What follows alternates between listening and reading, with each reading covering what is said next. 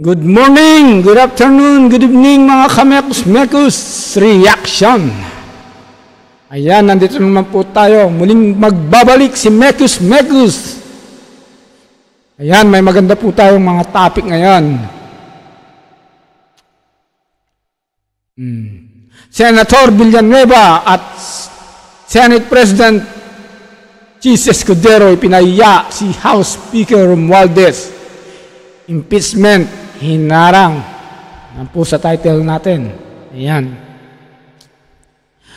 Bago po natin umpisahan ang mahalagang topic ngayon, ay nais ko po kayong anyayaan na mag-like, mag-subscribe, ayan, at i-share na rin ang ating video. Ayan, para sa mga ka-DDS. Laban lang. Mananaig ang katotohanan at ang kasamaan na hindi mananagumpay kailanman. Ayan. Okay? Dance muna tayo, guys.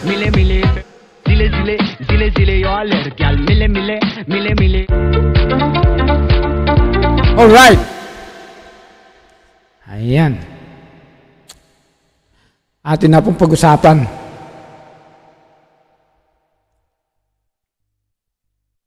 Ayan.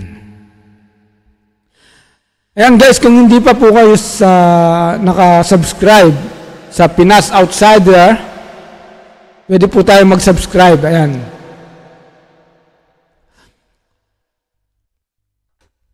Atin pong bibigyan ng reaction ang video ni Pinas Outsider. Ayan, shoutout sa iyo, ma'am. Ayan.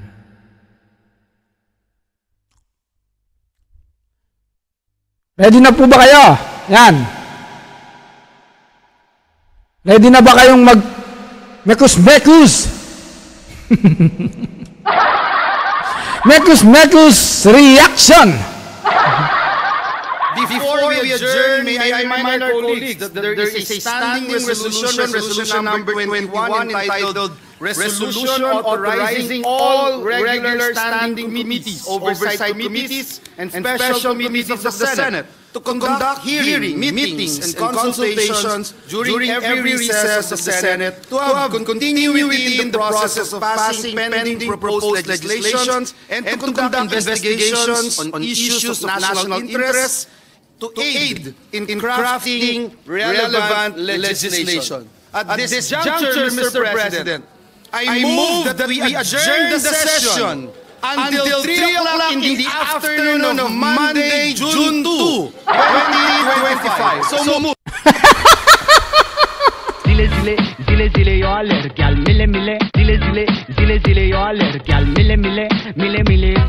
Narinig niyo yan, guys? Narinig niyo?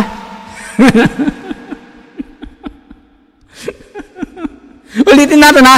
Pakinggan nyo, guys. Pakinggan nyo. In the process of passing pending proposed legislations and to conduct investigations on issues of national interest to aid in crafting relevant legislation. At this juncture, Mr. President, I move that we adjourn the session until 3 o'clock in the afternoon of Monday, June 2, 2025. So move, Mr.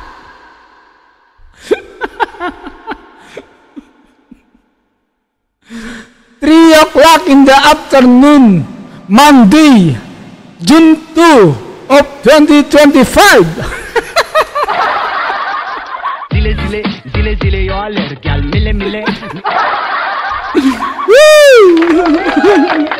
O, diba?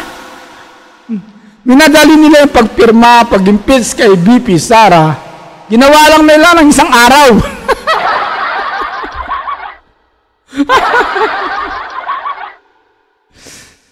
Tapos, pagdating sa Senate, 3 p.m. in the afternoon. Monday, June 2, 2025. O, diba? Ayos, diba? Ano kayo ngayon? Mga congressman na pumirma dyan sa impeachment ni BP, ano kayo ngayon? Minadali. Nagkabayaran pa raw eh. Yun ang naririnig ko. Nagkabayaran sa pirmahan. O, di ba? Grabe, isang araw lang nila ginawa yung impeachment para kay BP Sara. Pagdating sa Senado, hinarang lang pala. Eh di wow! Mekos-mekos na yan! O di ba? Nasaan kayo ngayon yung mga pumirma ng ng impeachment? Nasaan kayo? Grabe, Hindi lang yan. Malapit na ang eleksyon. Sa May 12 ang eleksyon. Guys, 317 seats in the House of Representatives. Guys, pagdating ng May 12, yan, maswerte yung mga iboboto ng taong bayan. Ang tanong, kayong mga pumirma sa impeachment ng aming BP Presidente, kayo ba ay boboto ng taong bayan? Yan ang matinding tanong. Kayo ba ay boboto? Sa palagay nyo ba, iboboto kayo ng taong bayan? Kayo guys, iboboto nyo ba sila? Nagpapatawa sila, Kailan daw ililipat yung kailan daw umpisan sa Senate ang investigation para sa impeachment ng ating BP Sara. 'Di ba? June 2, Monday 3 PM. Tapos na ang halalan ng tanong. Yung mga pumirma dyan may boboto kaya ng mga taong bayan? Yan nga! Uy, nako, mga nameyakos tuloy yung mga insan. Indyan sa House of Representatives. Grabe, oy. Ano palagay nyo? Guys, iboboto kaya ng taong bayan yung mga pumirma na yan? Kapag ang mga pumirma na yan hindi na iboto sa halalan sa Mayo 12, anong mangyayari sa sa impeachment? Di ba? Makakancel back to zero sila, guys. Back to zero. Ay, naku, ang dami kong tawa dito ay. Mga 1,000. Minsan kasi ang ulo, hindi lang nakapatong. Ginagamit din yung paminsan-minsan. O, di ba? Grabe, oy. Palakpan natin si Senator Villanueva. Woo! Yan. O, di ba? Tuloy natin. President, there is a motion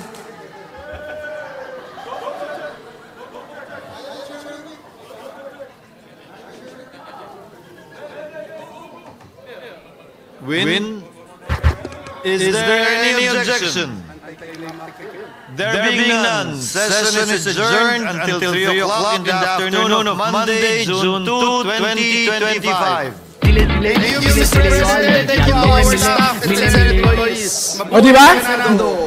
Sir, yung Natugunan ko yung tatanungan. Sir, yung normal normal course of events na hindi kayo pwedeng mag-impeachment trial dahil naka-adjourn yung session. Pero according to Senate Minority Leader Coco Pimentel, may tinatawag siya na extraordinary situation na pwede nyo waive yung rules at kung acceptable to everyone, pwede pa rin kayo mag-conduct ng impeachment trial kahit naka-break ang session. Pwede na, gaya ng sinabi ko, ginawa yan noong panahon ng impeachment ni dating Chief Justice Renato Corona. Tumuloy yung impeachment trial bagaman nag-adjourn na ang Kongreso at ang Senado. Nasa rules namin yun. Hindi na kailangan maging extraordinary pa. Pero ulitin ko, kailangan nasimulan at sinimulan ang trial ng may sesyon dahil kailangan mag-convene ng impeachment court ng may sesyon. Walang sariling buhay ang impeachment court, hiwalay sa Senado mismo, sa plenaryo ng Senado. Kinakailangan ng plenaryo ng Senado para masimulan ang impeachment court. So sir, it is better ba kung i-submit ng House of Representatives earlier o few days before ng adjournment para may time kayo na action sa That is water under the bridge. It's not for me to decide or pass over the wisdom, absence or lack of it on the part of the House in filing it a few hours before we adjourn. Mas marapat siguro sila matanong ganyan. Pero hindi ko. Hindi naman siguro makakaroon ng tama pagkatapos nilang upuan ito ng ilang buwan. Biglang pupwersahin, pipilitin at sasabihan kami ng sino man galing sa Kamara na, huy, bilisan nyo, aksyonan nyo. Hindi. Ayun, maliwanag ang sinabi ni Senate President Chis Escudero, no? Kahit pa madaliin ng Congress, ang impeachment na pinirmahan nila, pagdating sa Senate, hindi sila pwedeng magdikta na, hoy, gawin nyo na o aksyonan nyo na ang impeachment investigation. Hindi nila pwedeng gawin yon. Hindi sila pwedeng magdikta o hindi pwedeng utusan dahil magkaiba ang Kongreso at Senado. Magkaiba sila. May sariling rules ang Senado. Kaya hindi pwedeng magdiktahan ang Senate President o ang mga senador na umpisahan, umpisahan nyo na. Gawin nyo na, aksyonan nyo na. Hindi pwedeng ganon. Kaya kahit madaliin pa ng Kongreso, ang pag-impeach kay VP Sara, pagdating sa Senado, stop. Stop kayo dyan. Meron kaming sariling rules dito na dapat naming sundin at ang rules namin ay naaayon sa batas. O di ba? Yan. Kaya kayong mga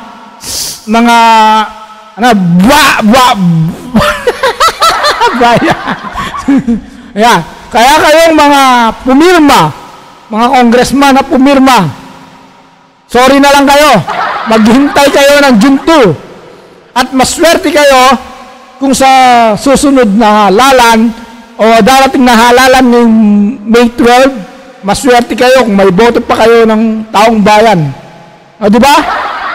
Ano, sa palagay ninyo, iboboto kayo? Sa ginawa ninyo kay VP Sara, iboboto kayo? Nako! Hindi kayo iboboto ng taong bayan. Tandaan nyo yan. Dahil kitang-kita mismo ng mga taong bayan, yung mga bumoto kay VP Sara, maging yung mga hindi bumoto kay VP Sara, kitang-kita nila kung anong mga taktika ang ginagawa ninyo para lang mapagtakpan. No? Mapagtakpan yung budget ngayon 2025, di ba? Yung mga pinirmahan yung blanco.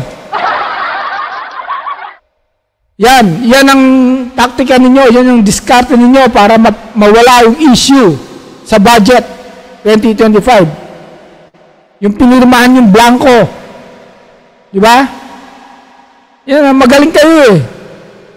Pero tandaan ninyo, ang mga ginagawa ninyo ay babalik sa inyo. At bumalik na nga. Bumalik na nga, di ba? May napanood pa nga ako na isinampa na sa Supreme Court ang kaso. Nag-file na ng kaso, ng demanda. Diba? Nag-file na ng demanda about sa 25 budget. 2025 budget. Yan na. Kaya umanda kayo. Kahit anong gawin ninyong pagtatakip o kahit anong lihis ninyo sa mga issue na kinakaharap ninyo sa patungkol sa mga budget, hindi ninyo ito maitatago. Dahil kitang-kita ng taong bayan kung ano ang ginagawa ninyo. Kung anong mga ginagawa ninyo, kung saan ninyo dinadala ang pera. Di ba? Bilyon-bilyon, hindi lang piso, hindi lang 1,000, hindi lang 1,000,000, bilyon, trilyon. Di ba? Grabe kayo. Kaya sa palagay nyo ba ngayon darating na May 12, iboboto kayo ng taong bayan? Hindi. Hindi kayo iboboto. Tandaan nyo yan. Tuloy tayo. Hindi ganon at hindi ako papayag din nun. Ang impeachment process para sa akin, hindi mahalaga kung pabor kayo o kontra, hindi mahalaga maapit o makonvict. Ang mahalaga para sa akin, bilang tagapangulong ng Senado, magiging maayos ito, sakaayon sa batas, credible, kapanipaniwala, at magagawad ng hustisya. Pabor man yun sa opinyon ng mas nakararami o konti o hindi. Considering mention yung mga possible scenarios, sir, can we say na walang mangyayaring impeachment trial during the break or mahigit?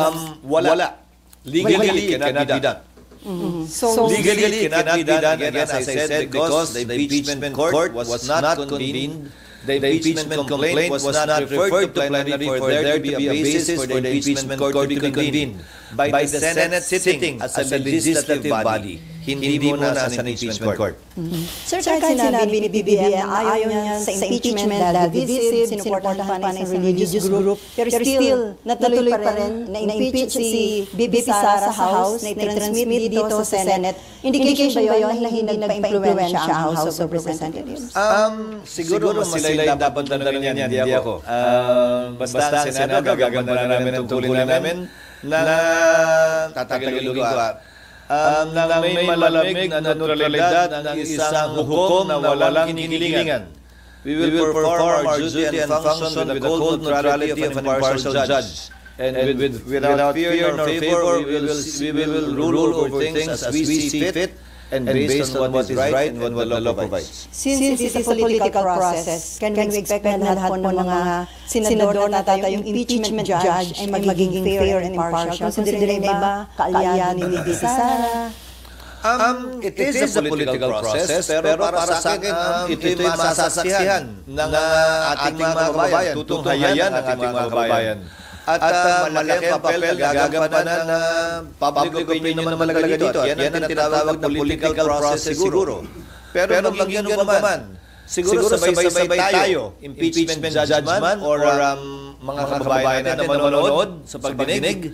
At base sa ating mapapakinggan, makikita, hindi marinig o hindi makikita, tayo mismo gagawa ng sarili nating pasya. At dahil political process na ito, mga politiko ang tatayo yung umuupo bilang hukom, sino politiko ang kilala mo na sumusuwag sa public opinion, lalo na sa panahon na halalan. So, inimbento talaga itong sistema ito ng nagsulat ng ating saligang batas para ganito naman talaga. Hindi para maging sobrang hiwalay sa opinion ng publiko kaugnay sa bagay nito dahil politiko din naman ang hinuhusgahan. From my line, although para nabanggit na, kung after election, magkukonvene yung impeachment court, tapos limited na yung time ninyo, carry over yun kung bago na yung composition ng mga senador at kongresista sa 20th Congress? Iyon ang aking paniniwala. Oo. Bakit? Ang Amerika kung saan natin kinopya yung ating sistema ng demokrasya at Republican government. yung kanilang Senado, sa pagkakaalam ko, one-third lamang hinahalal at any one time. May naiiwang two-thirds pa rin. Kaya pwede mong sabihin, continuing body talaga yung Senado. Ang Senado ng Pilipinas, 12. So, walang majority, walang quorum. Ang maiiwan. Subalit, ilang bagay ang nais ko sabihin kaugnay nito. Tingnan nyo na lamang ang collegial courts dahil ito hindi function ng legislature. Hindi ito typical na bill sa aking pananaw na pagtapos ng Kongreso, i-file mo uli. Pag hindi na-aprobahan, kailangan aprobahan uli ng magkabilang kamara. Kahit na-aprobahan sa kamara dito, hindi. Simula uli sa simula. Halos lahat naman siguro sa ayon. Ito ay impeachment court. Hiwalay sa function ng legislatura. Pero siyempre, kikilala natin ang pagtatapos ng termino ng mga miyembro nito. So ano pwede natin ihalin tulad dito? Ang mga collegial courts. Ano ang collegial courts?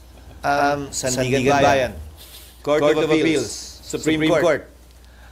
Isama mo na yung Constitutional Commission, bilang ng Civil Service, ang COMELEC.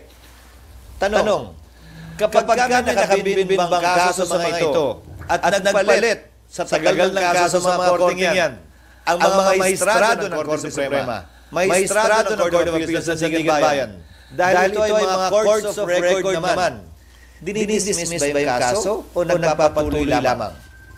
Hindi ba ang sagot ay nagpapatuloy lamang ito? Patuloy lamang yung mga kaso maski nagpapalit. Ang bumubuo ng collegial court na yun, tulad lamang ng impeachment court.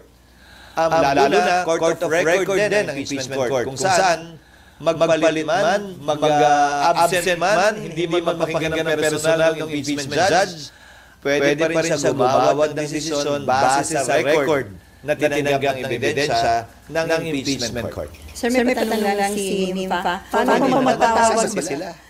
nasa press officer? Paano daw kung matawag ng special session si PBBM? Pwede nyo na aksyonan yung impeachment? Oo, pwedeng mangyari yun, pero ang pagpapatawag ng special session sa aking pagkakaalam ay hindi para mag-convene ng impeachment court. Sa aking pagkakaalam, magpapatawag ng special session ay para sa mahalagang bagay at panalalang batas na kailangan ipasa ayon sa ating saligang batas. Ayan guys, maliwanag no? Tinanong si Senate President kung sakali ba na ang Presidente ay mag-request na gawin nyo na yan. Pwede ba yun sa Senate, sa Senado? Diba?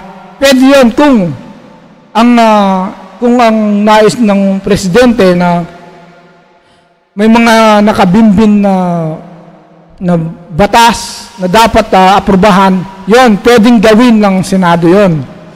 Pero kung ang request ang utos ng Presidente na sa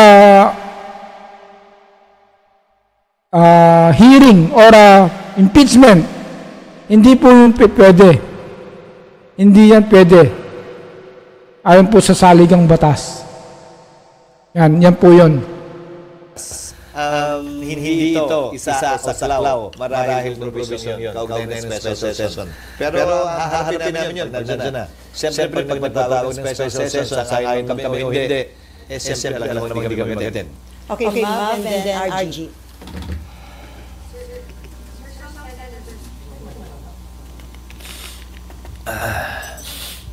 Sir, meron mga re-election senators na nag-raise ng concerns na hindi nga raw sila makakampanya kapag nagkaroon ng hearing during the break. Was that part of the consideration? No. Again, we did not talk about that. Nobody discussed that with me, that particular concern.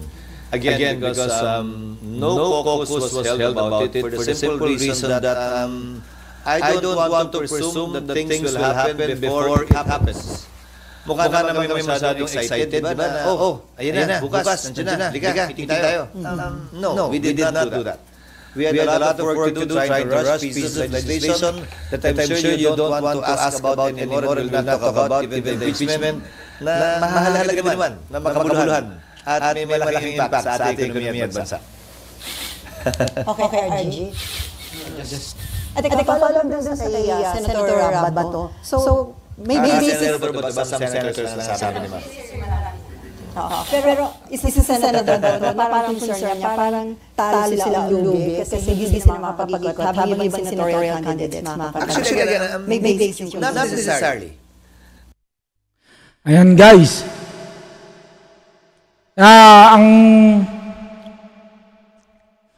Ang panawagan ko lang sa inyo guys, lahat ng PDP, iboto po natin yan.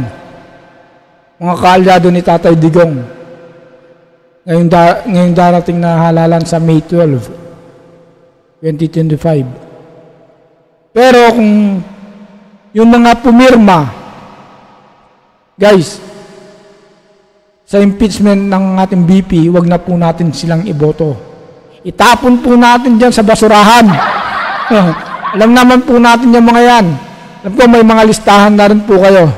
Diba? Wag na po natin silang iboto. Karma po sa kanila yan. Okay guys? Ayan, sa mga hindi pa po subscribe sa Mekus Reaction, please subscribe. Subscribe na po. Ang video ito ay para sa inyo, para sa ating lahat. Okay?